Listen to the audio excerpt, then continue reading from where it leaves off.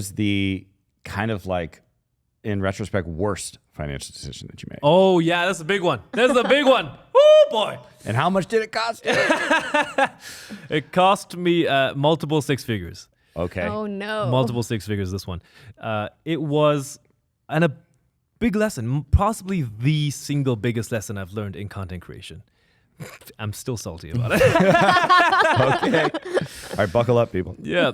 This was a show that I had put 2 years of work into and a lot of my personal money into to make for the channel. And not only did not perform well, it crashed the entire channel by over 80%. Oh my God. Oh, my So God. it was a disaster. It was an absolute disaster. And it was because I didn't know these principles of business at the time, but I feel like I had to go through it to learn it.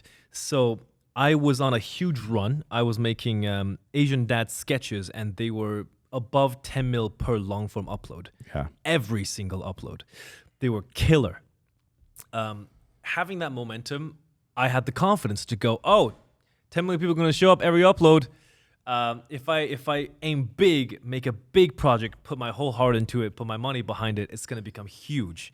And so I did. I spent 2 years of my time, and I made a show that on paper, to everything I understood at the time, would be the biggest thing on the planet. I had 9 of the biggest Asian creators. I had sets bigger than I've ever done. I had all these increases in quality, what I at the time thought would bring me success. And 2 years later, after all that money and all that work, we uploaded it. Yeah, tanked the channel.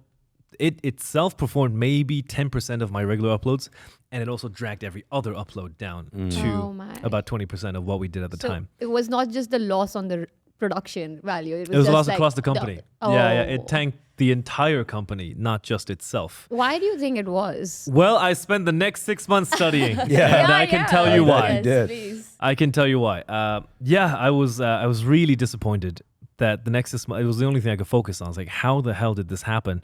Why didn't it work the way I thought it would? And I have the answer now. I think I do. What that show was not a sketch. It was 12 minutes each. It was a scripted narrative. It had different characters. It was of a different genre. It was still comedy, but not a sketch, like a 3-minute sketch. I did not have my favorite characters in it. I didn't do my famous punchlines. It was a new product, a little too new. After I saw the plummet, I asked a lot of people, and I asked YouTubers, I asked the audience, I asked consultants, professionals, and I think the greatest perspective that made me understand that performance was the audience subscribed for the 3-minute Stephen E. comedy sketch. Yeah.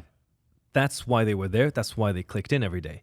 And I delivered a product that was entirely different, expecting the same result.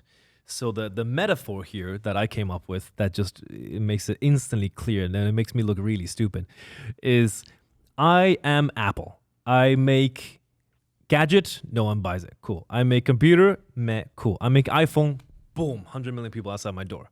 They want iPhone 2. I make iPhone 2, boom, love it. iPhone 3, love it. iPhone 4, love it. And then one day I open my door to the 100 million people outside my door and go, guess what? We sell avocado toast now. Light up, boys. And then I turn around and go, why was my sales down? That's the perspective I learned. I made a completely new product that wasn't tested, that did not go through that optimization process. It did not have a fan base, but I didn't know. I expected it to have the same sales as the iPhone. And that messed me up. Yeah. That messed me up big time. I mean, that's super insightful. I think a lot of creators want to branch out. You know, they're getting maybe burnt out on the same format over and over again. Yeah. Is there like a formula where if you were looking back and doing that again, that you could have tweaked that you thought would have given it a better chance of success? Is it like 100%? Yes, 100%. Yeah, that's essentially what we spent the last couple of years doing. Would I change anything? No, absolutely not. Because that failure is a large part of what makes me me, and I wear those failures proudly across my chest. I would not be Stephen He if I didn't go through those moments, you know. But going forward is a different question, and that's the value you guys are looking for. Going forward, should I do another thing like that? Want to get into a new space, like we were talking about the 30-minute episodics? I would do 10% pivots. And this I learned from so many companies, from like Microsoft, remember their phone release that no one knows about, right? Yeah. From Apple's path, from practically the biggest business on the planet, all went through this process of jumping and then realizing, oh my God, nobody buys the avocado toast. Let me keep making iPhones. Totally.